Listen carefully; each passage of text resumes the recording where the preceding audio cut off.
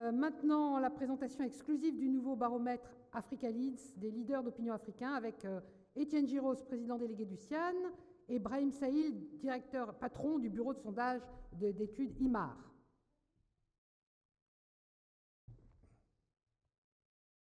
Merci Christine.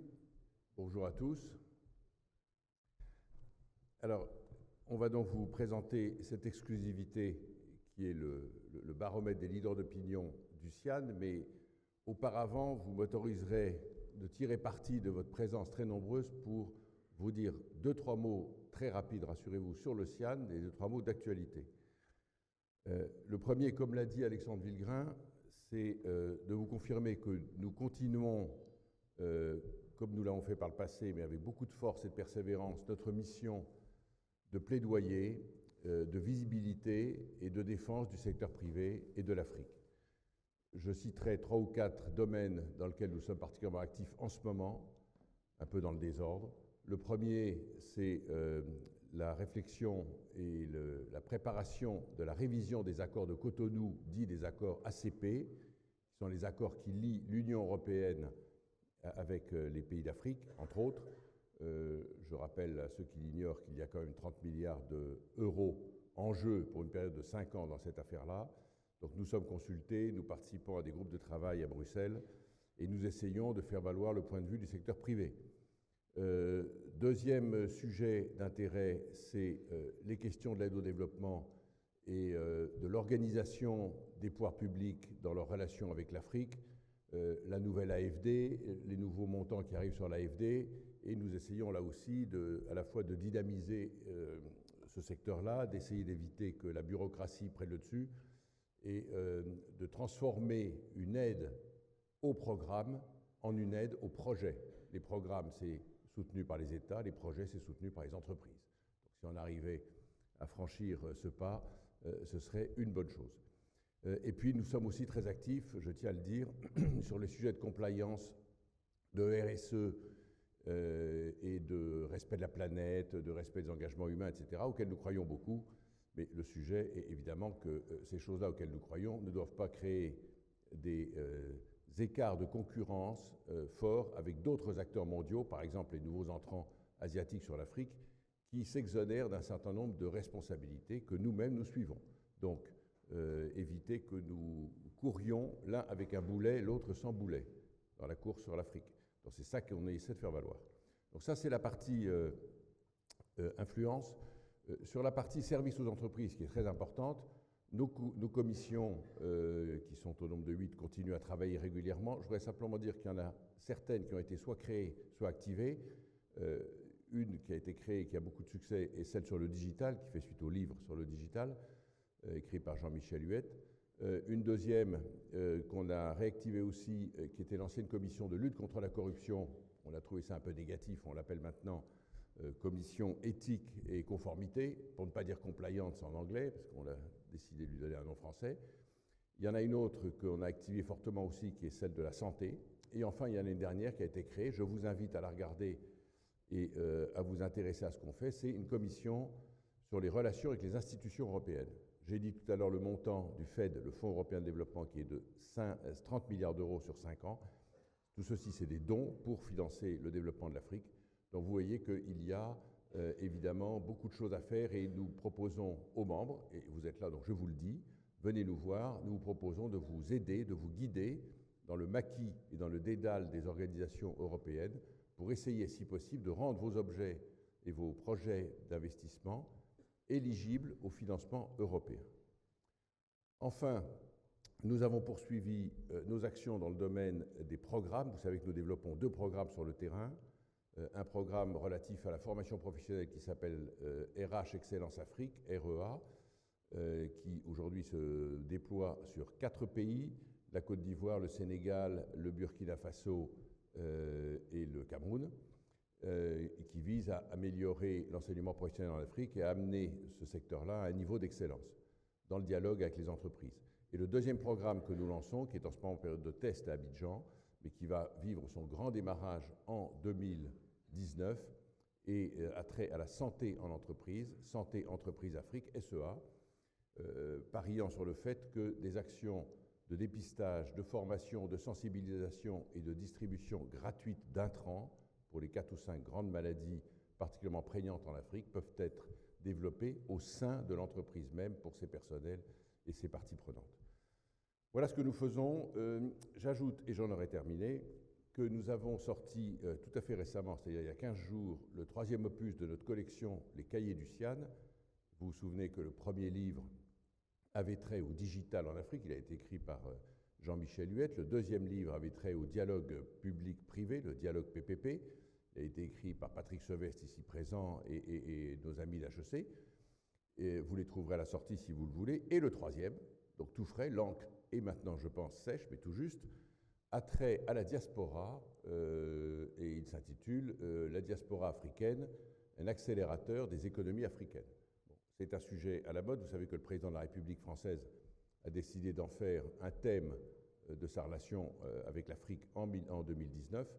Et nous pensons tous que pour créer un réseau de PME ou d'entreprises africaines qui vont permettre à ce continent de créer de la valeur et de sortir de la dépendance aux matières premières, la diaspora a évidemment un rôle essentiel. Alors je pense que ce livre a fait référence parce qu'il apporte 2 choses qu'on a du mal à trouver en ce moment, un tableau assez complet de tout ce qui existe et de tout ce qui se passe sur la diaspora en France en ce moment. Il y a beaucoup d'organisations, beaucoup d'initiatives de prise, vous les trouverez dans ce livre. Et la 2e chose, qui est là aussi très nouvelle, c'est qu'on a donné des chiffres. Le nombre de personnes concernées, les origines des pays, les flux financiers. Savez-vous que 70 milliards d'euros sont envoyés tous les ans par les diasporas mondiales à destination de l'Afrique? 10 milliards d'euros viennent de la France, 5 à destination du Maghreb et 5 à destination de l'Afrique subsaharienne. Donc vous trouverez tous ces chiffres en détail sur ce livre qui s'appelle, je le répète, les diasporas africaines, et qui est édité par Erol, et que vous trouverez à la sortie au modique prix de 20 €. Je vous invite tous à en faire l'acquisition à la sortie. Voilà, j'en ai terminé, mais pas complètement, parce que nous avons décidé, dans ce même cadre de l'influence, de la réflexion et de l'aide aux entreprises, de lancer une autre opération qui est la création d'un baromètre qui s'appelle le baromètre CIAN des leaders d'opinion en Afrique. Alors, je vais d'abord tout de suite répondre à une question avant de faire un duo avec mon ami Brahim Saïl, qui est le directeur général de l'Institut d'études et de sondage IMAR, qui a réalisé sur le terrain cette étude pour notre compte. Pour vous répondre à une question que vous posez sûrement, mais qu'est-ce que le CIAN et qu'est-ce que le secteur privé peut bien aller faire dans une aventure d'aller mesurer le moral, la vision des leaders d'opinion en Afrique? Ça peut être un travail de chercheur, ça peut être un travail de journaliste. Qu'est-ce que le secteur privé va faire là? Mais pour une raison très très simple, c'est que tout investisseur, tout financier, avant de faire un investissement, mesure les risques et regarde dans quel environnement il va mettre les pieds. Nous tous qui avons été en entreprise savons que quand on présente un budget d'investissement, on commence certes à regarder la rentabilité, etc., mais on va regarder où on va aller, qu'est-ce qui m'attend, quelle va être la stabilité, quel va être l'environnement général, quel va être le climat des affaires dans lequel je vais travailler. Or, qui organise et qui motive tout cet environnement? Mais les leaders d'opinion. Et donc, s'intéresser aux leaders d'opinion est une manière de répondre aux problématiques du secteur privé. Comment je fais pour investir? Est-ce que j'investis dans un environnement à peu près sécurisé, ou en tout cas dans lequel je peux assumer les risques, ou est-ce que je pars les yeux bandés? C'est assez rare de partir les yeux bandés pour faire des investissements. Voilà pourquoi on s'est lancé là-dedans. Alors, je précise tout de suite que c'est un baromètre. Alors, le principe du baromètre, c'est qu'on mesure une situation, et ensuite on la mesure à un moment régulier, c'est-à-dire tous les ans. Et la chose la plus intéressante dans un baromètre, c'est l'évolution. Les chiffres absolus valent aussi, et c'est ce qu'on va voir aujourd'hui, puisque c'est la première fois. Mais c'est l'évolution. Alors, nous allons vous présenter tout de suite, et je vais laisser Brahim vous donner une petite présentation technique très brève avant de vous montrer un certain nombre de slides, c'est pas beaucoup, il y en a 6 ou 7, en vous disant aussi, et je vous le répéterai après, que ce baromètre a fait l'objet de l'édition d'une petite brochure qui vous attend gracieusement à la sortie, donc n'hésitez pas à la prendre. On l'a cachée jusqu'à présent, mais vous la prendrez à la sortie. Vous aurez les résultats relativement détaillés. Néanmoins, et je le dis aussi, je le répéterai après, si vous êtes intéressé par avoir des résultats plus détaillés encore, par pays, par secteur, par catégorie socio-professionnelle ou par entreprise, vous pourrez en faire l'acquisition et contacter l'Institut IMAR qui pourra vous fournir les détails. Je pense que ça vous intéressera. Brahim, à toi. Merci beaucoup. Merci bien, Étienne. Bonjour, mesdames et messieurs. J'ajouterai sur ce qu'a dit Étienne concernant le baromètre des leaders d'opinion. Dans l'optique du développement de l'Afrique, il est aussi intéressant d'interroger les Africains, les premiers concernés, et l'élite africaine. Ça a été donc l'occasion de donner la parole aux leaders d'opinion africains, d'abord pour avoir un regard introspectif sur l'Afrique et les pays africains. Deuxièmement, c'est pour donner leur avis sur les entreprises, les pays qui sont partenaires de l'Afrique. Donc, nous sommes heureux aujourd'hui de vous donner ces informations. Nous avons réalisé l'étude sur un échantillon de 1244 leaders d'opinion, dont 26% de femmes. Nous l'avons fait sur 8 pays, 3 pays du Maghreb, Algérie, Maroc, Tunisie, 3 pays d'Afrique de l'Ouest, Burkina Faso, Sénégal, Côte d'Ivoire, et 2 pays d'Afrique centrale, Cameroun, RDC. Bien entendu, les leaders d'opinion sont répartis sur 3 grandes familles, les politiques, les économiques et la société civile. Comme vous le constatez, les leaders d'opinion africains sont globalement positifs quant au développement de l'Afrique.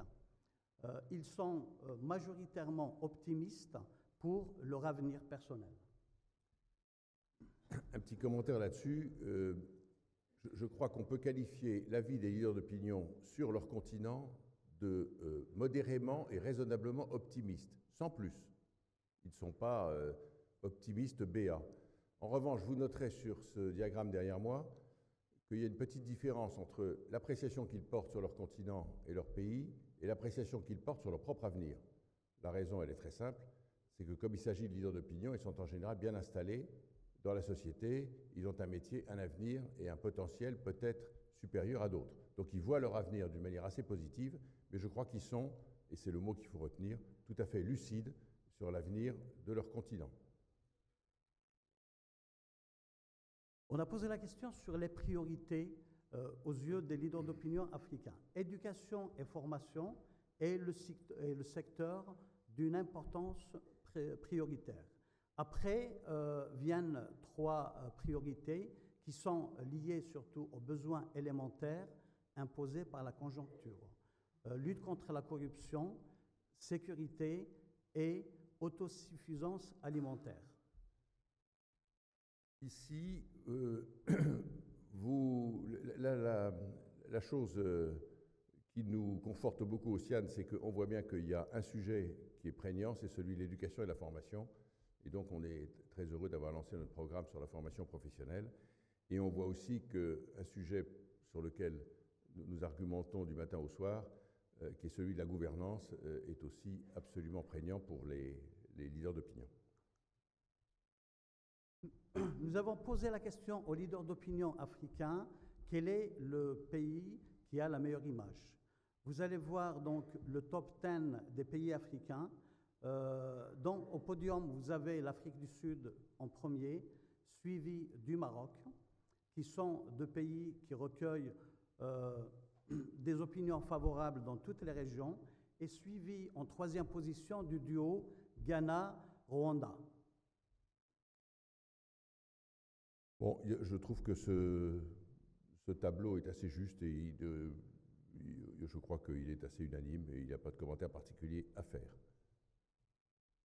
Alors là, on arrive sur la deuxième partie du sondage. La première partie de l'enquête, c'était comment les leaders d'opinion voyaient l'Afrique. La deuxième, c'est comment ils jugent leurs partenaires. Et la troisième partie, c'est les entreprises et les marques. Donc on arrive sur la partie un petit peu plus délicate, qui est celle des partenaires. Je laisse la parole à mon ami Étienne pour commenter évidemment cette information. Néanmoins, vous allez remarquer que je dirais le classement des pays, c'est un peu conforme aux positions des pays à l'échelle mondiale. Néanmoins, il y a des raisons où... Alors, ça c'est évidemment, pour nous autres Français, c'est le tableau qui fait plaisir. On est 5e. Bon.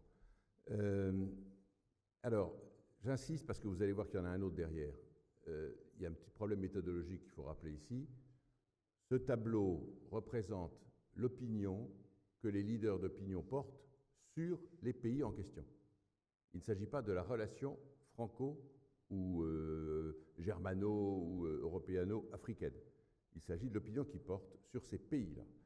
Alors, je crois qu'on peut faire deux commentaires. Alors d'abord, la France est 5e, ce qui n'est quand même pas une bonne surprise, je dois dire. Il y a une certaine déception dans ce classement-là. Et sur l'Allemagne, je pense que comme c'est un jugement porté sur l'Allemagne elle-même, ceci vient essentiellement, me semble-t-il, de deux éléments.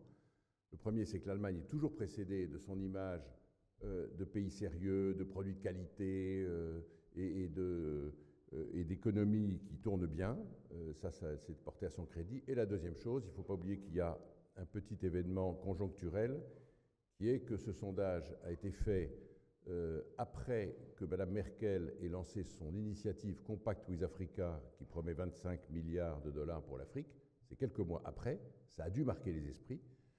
Et la deuxième raison, je vous rappelle aussi que Mme Merkel, un an avant, avait ouvert ses frontières pour 1 million de migrants pour entrer en Allemagne. Et ça, je pense aussi que ça n'a pas été totalement neutre. C'est là où on va toucher de plein fouet ce que je vous disais tout à l'heure sur le fait que c'est un baromètre. Et nous attendons avec impatience le baromètre de l'année prochaine pour voir si ça évolue dans un sens ou dans un autre. Sur la France, nos 21%. Je crois que là aussi, il faut faire un commentaire qui est le suivant. La relation entre la France et l'Afrique est marquée par une grande proximité. Et les Africains nous connaissent très bien. Et je dirais simplement qui aime bien châtie bien. Et quand on connaît bien, on sait les défauts de nos amis et on sait ce qui se passe. Et donc je pense que ça n'est pas un jugement de loin, c'est un jugement au cœur de notre relation. Et je pense que ça joue. Enfin, sur les États-Unis, malgré l'effet Trump, qui n'a pas toujours eu des mots d'une grande gentillesse vis-à-vis de l'Afrique, et c'est une litote, eh bien je pense que les fondamentaux restent. C'est-à-dire qu'aux yeux des Africains, me semble-t-il, l'Amérique, c'est le monde Internet, c'est les GAFA, c'est le monde du succès, des affaires, de la réussite, et c'est un continent qui fait rêver. Et donc voilà pourquoi, alors que sur le terrain, on peut un peu être surpris, voilà pourquoi il y a ce classement. Alors maintenant, on va passer ça à une deuxième chose, qui n'est pas plus gai, je dois vous le dire, qui est le sentiment des leaders d'opinion sur est-ce que le rôle de ces pays-là est bénéfique pour le continent africain. Donc le premier, c'est quelle image vous avez de ces pays-là. Le deuxième, c'est est-ce que vous pensez que les pays en question ont un rôle bénéfique pour l'Afrique. Et c'est là, je dois le dire, où le résultat est quelque peu douloureux pour nous autres Français, puisque nous sommes 7e et seuls 53% des leaders d'opinion africains nous citent comme ayant un rôle bénéfique. Ça veut donc dire que 47% pensent que nous n'avons pas un rôle bénéfique ou nous n'avons pas de rôle du tout.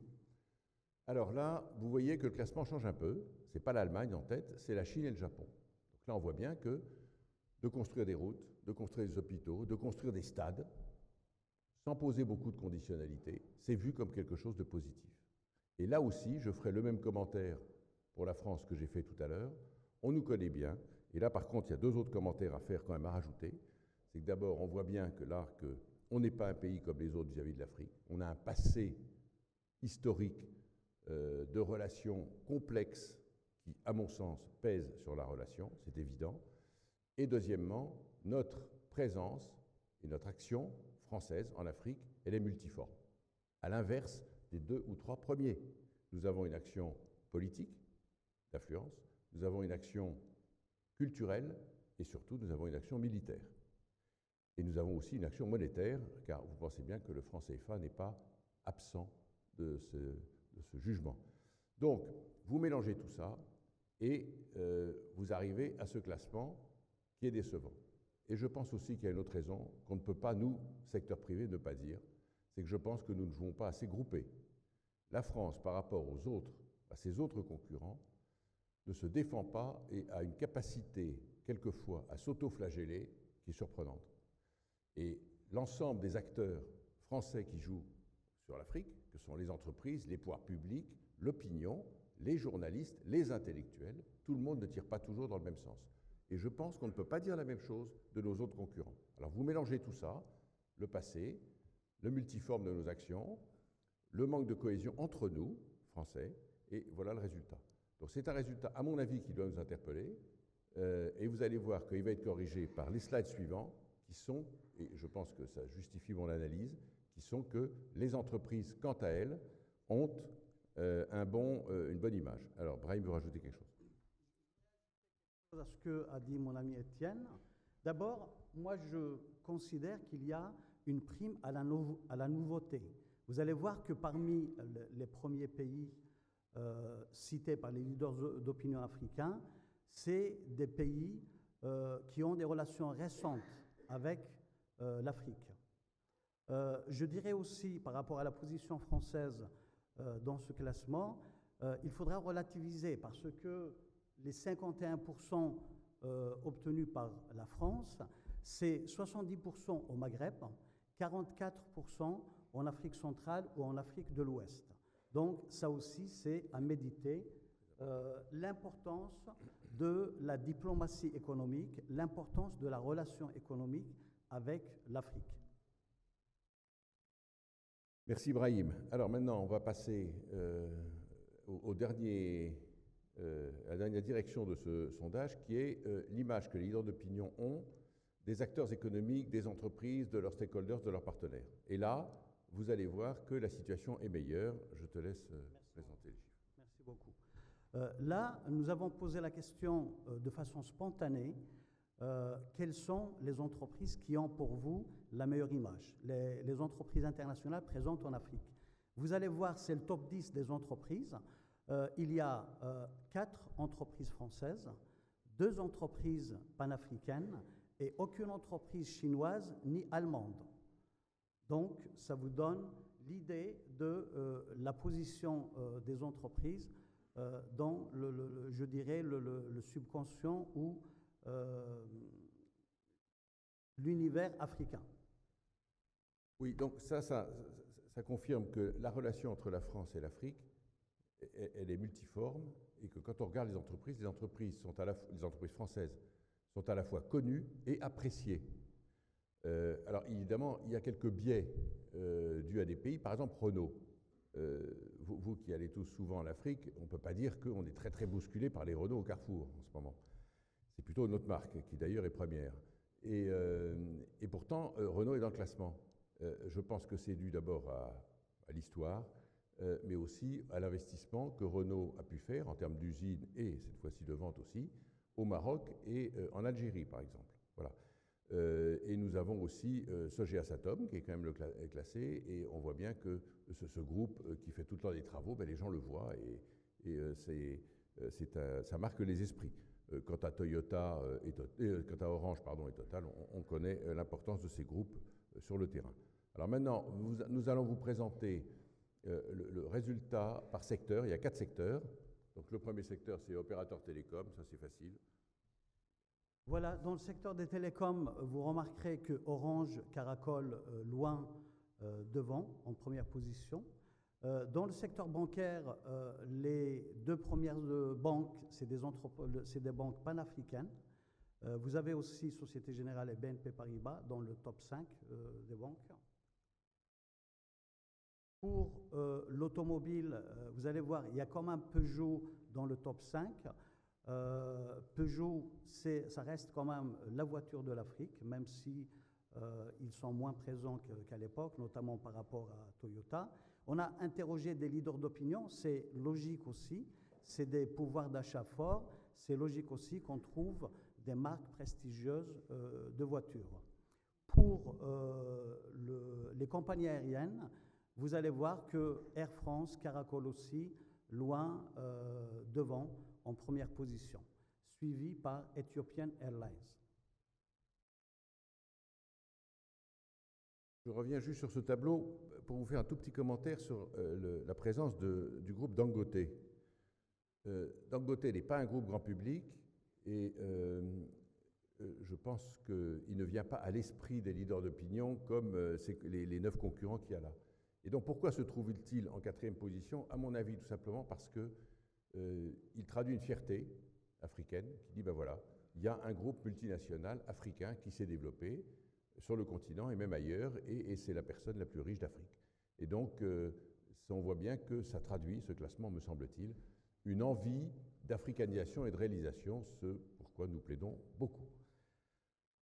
Alors, vous voyez que ce baromètre, dont vous voyez un très rapide résumé ici, vous aurez, donc je le répète, vous pouvez prendre la brochure qui vous attend à la sortie, où vous aurez des résultats davantage détaillés, et surtout, si vous êtes intéressé, si vous êtes des entreprises, si vous voulez connaître le classement, par catégorie socio-professionnelle, par âge, par pays ou par entreprise, vous pouvez vous rapprocher de IMAR, vous trouverez un contact en dernière page de cette brochure. Vous ne le contactez pas, s'il vous plaît, maintenant, ne lui sautez pas dessus, ça va être un peu compliqué, mais contactez-le par mail, vous avez les références et vous pouvez le faire. Et je pense que ça vous intéressera beaucoup de connaître le détail totalement, toute la tuyauterie qu'il y a derrière qui est à votre disposition. Rendez-vous fin 2019, début 2020 pour la 2e édition de ce baromètre, car, si je peux finir sur une note optimiste, la position de la France n'est pas très brillante, c'est ça la nouvelle douloureuse de ce baromètre, mais on ne sait pas si elle ne s'améliore pas, puisque c'est la première fois. Peut-être que nous sommes en progression énorme. On le verra la prochaine fois, donc je vous donne rendez-vous dans un an. Merci.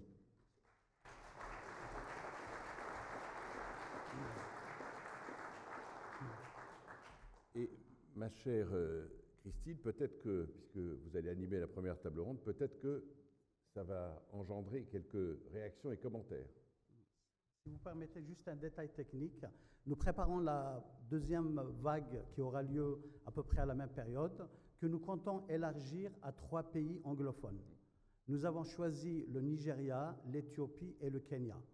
Vous vous poserez la question, pourquoi pas l'Afrique du Sud? Parce que nous, pour des raisons de représentativité, nous avons jugé que l'Afrique du Sud est trop surdimensionnée par rapport à l'échantillon que nous avons, à l'échantillon de pays que nous avons, mais nous allons l'intégrer dans l'avenir quand on aura un échantillon encore plus gros. Et je vous remercie.